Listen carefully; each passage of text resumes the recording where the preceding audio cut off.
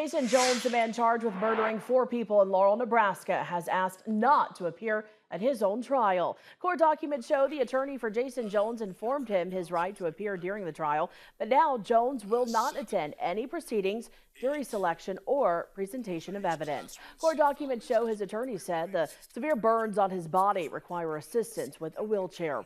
Attorneys say these injuries make it hard to sit for long periods of time.